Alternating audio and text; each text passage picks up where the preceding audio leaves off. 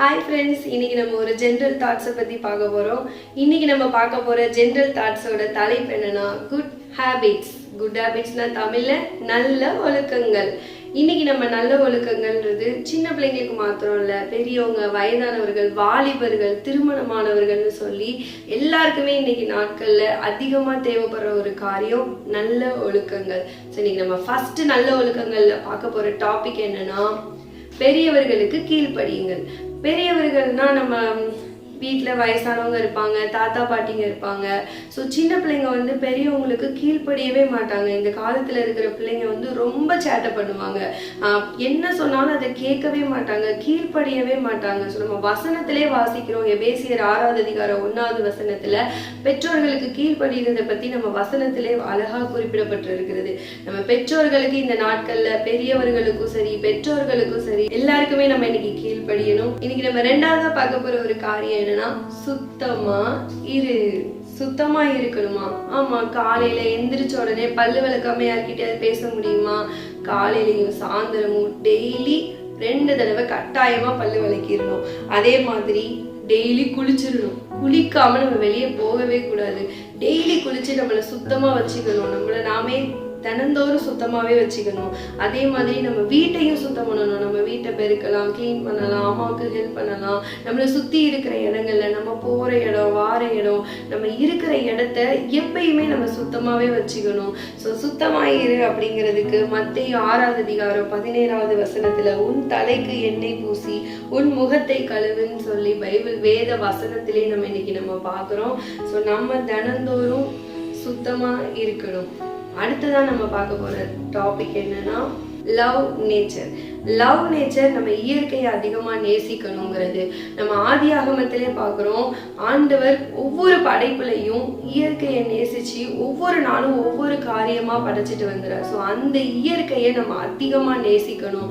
நம்ம வீட்டில் ஒரு செடி இல்லையா, ஒரு சின்ன ரோஜாப்பூ செடி வாங்கி வச்சு கூட அதுக்கு நம்ம தண்ணி ஊற்றி தினந்தோறும் நம்ம அதை பாதுகாக்கலாம். நம்ம இயற்கையை அதிகமா நேசிக்கலாம். நம்மளோட வசனத்திலே குறிப்பிடப்பட்டிருக்கு, யோவான் 1வது அதிகாரம் 3வது வசனத்துல சகலமும் அவர் மூலமாய் உண்டாயிற்று, உண்டானதென்றும் அவராலே அல்லாமல் உண்டாகவில்லைன்னு சொல்லி நம்ம வசனத்துல வாசிக்கிறோம். ஸோ நம்ம அதிகமா இந்த நாட்கள்ல இயற்கையை நேசிக்கிறவர்களாக இருக்கணும். அடுத்ததான் நம்ம பார்க்க போற ஒரு டாபிக் என்னன்னா உதவி செய். உதவி செய்யுங்கிறது வந்து நம்ம இன்னைக்கு எல்லாருக்குமே தெரிஞ்ச ஒரு காரியம் தான். நம்ம நண்பர்களுக்கு உதவி செய்யணும், இல்லாதவர்களுக்கு உதவி செய்யணும், நம்ம கஷ்டப்படுறவங்களுக்கு, படிக்க முடியாதவங்களுக்கு. இப்போ நம்ம ஸ்கூல் பிள்ளைங்களே இருப்போம். ஸோ ஸ்கூலில் வந்து ஒரு பென்சில் இல்லை, பென் இல்லை, எரேசர் இல்லை அப்படின்னா நம்ம கொடுத்து உதவி செய்யணும். ஸோ நம்ம மற்றவர்களுக்கு உதவி செய்கிறவர்களாக நடந்துக்கணும். நம்ம ஒரு காரியத்தை இன்னைக்கு நம்ம பார்த்தோம்னா அன்னை தெரசா வந்து வெளிநாட்டில் இருந்து நம்ம நாட்டுக்கு வந்து பேஷண்ட்டுக்காக அவங்க அதிகமா தேடி தேடி போய் உதவி செஞ்சாங்க.